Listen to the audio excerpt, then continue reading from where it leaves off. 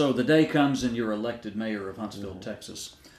Are there any groups within the community that need to feel intimidated by that? I can't think of anybody unless it's, some murderers or somebody. I can't think of any intimidation factor except for those people who are attempting to profiteer at taxpayer expense.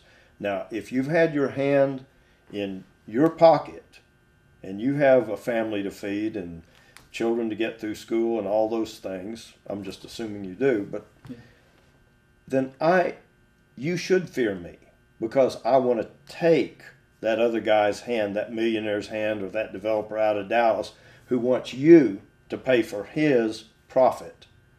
I don't. Corporate socialists and corporate welfare folks should fear me. Dishonest people should fear me.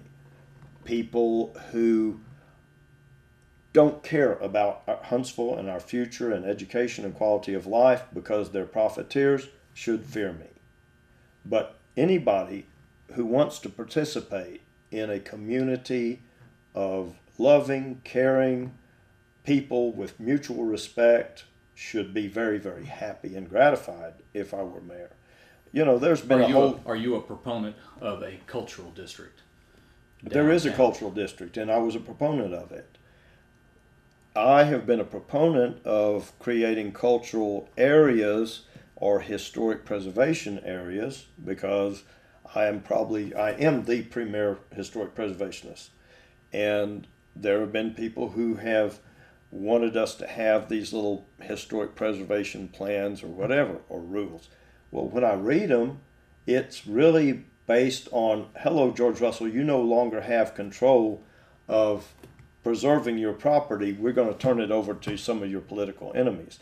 Well, anytime that you create these political footballs just because I hate George Russell and I'm going to create a historic district, but he's not even going to be able to say anything, we're going to appoint or anoint his political foes to these committees that will rule how he preserves his historic homes that he's invested in. That's wrong. And that tends to be how this community operates. All right, I am a forest ecologist. I was chairman of the state forestry committee of the Sierra Club. I've testified before Congress on forestry issues. I was one of the two people that filed suit against the federal government to protect the red-cockaded woodpecker. I go on and on and on. I've invested millions and millions of dollars to protect our forests because our forests are our lives. Without forests, we die as a species. We got to have them. And so this mayor that's fixing to be gone, he decided he wanted some kind of a tree committee. So I volunteered. I said, hey, I'll be on the tree committee. Oh, you can't be on it.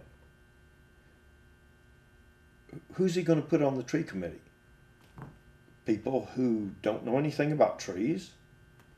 If you want to know, I have volunteered time and time and time and time again based on my decades of expertise in lots of areas, and people get mad at me because they say, oh, George Russell, you're an expert in this, and this. Well, I'm sorry, but I just have a lot of experience in a lot of parts of the world, and I've produced over close to 1,000 educational materials on subjects from art to zoology. And if you're going to produce something that's vetted to use in a classroom in America, chances are you better have it pretty accurate. So there are a lot of areas that I've had an interest in, and I volunteer my time. Anytime, call me, I'll be there for you. Well, for example, the new library boondoggle. Architecturally, that addition to the library is hideous. It's hideous. Almost anybody who looks at it who has any sense of history or architectural history will go, sorry. The parking lot, what became the parking lot, had some of the most ancient pecan trees in Huntsville that dated back to Sam Houston's time.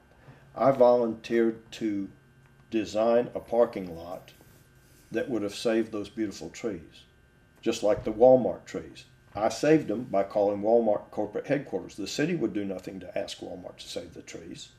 The city did nothing at Target to say save some of the native trees and native vegetation. So those things need to be changed. But when I volunteer to free gratis pro bono, use my expertise in design or what have you, it's rejected. Well, you're crazy, George Russell. We don't want to save that tree. So what did the mayor do? Had it bulldozed down. For no reason. No legitimate reason whatsoever. Another thing that I have accomplished, for example, the building across the street, the Walker Education Center. The original design was for some hideous thing that would have just overwhelmed the Margaret Lee Houston home in the park.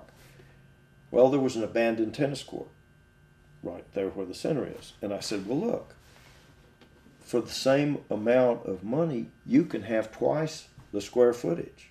You'll have one roof, but it can be 2 stories because the hill slopes down. And I designed it. I handed my design to the architects. They said, hey, you know, secretly, they couldn't say George Russell designed it, but I did design it. And they took my design and they built the Walker Education Center. Let John and Jane Public know why it would be to their benefit to elect George Russell mayor. Well, if the council would go along with my vision, then your streets would be safer for your children to have sidewalks, to be able to walk to school, to be able to ride their bicycles. There would be more job opportunities for real jobs, not minimum wage jobs just selling cheap Chinese junk, retail, but jobs like being able to make $40,000 a year bottling some of the valuable spring water right under our feet, jobs in high tech, jobs in businesses that would actually import money into Huntsville to recycle. And once that imported money started recycling in Huntsville, guess what? You can't keep retail away.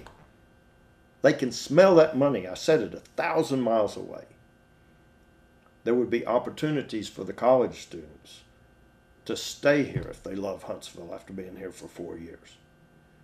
There would be opportunities for their children and your children and my grandchildren. My vision is for us 100 years from now to still have beautiful forested hills, to have clean water, to have clean air, to be a cultural oasis away from the toxic urban environment that is rapidly moving up I-45 to engulf us. Do we want to be another Conroe, another Livingston, another Bryan College Station? Sure, people have made millions of dollars, but the average citizen loses. You pay for it.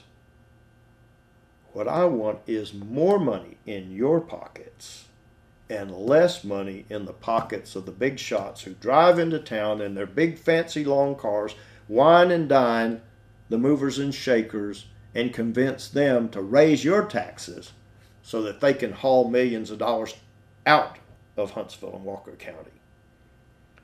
So what I want is a future in a beautiful, safe community for not only you and your wife or your girlfriend or your boyfriend or your cousin or your family, but for your great grandchildren. We have to think of the future.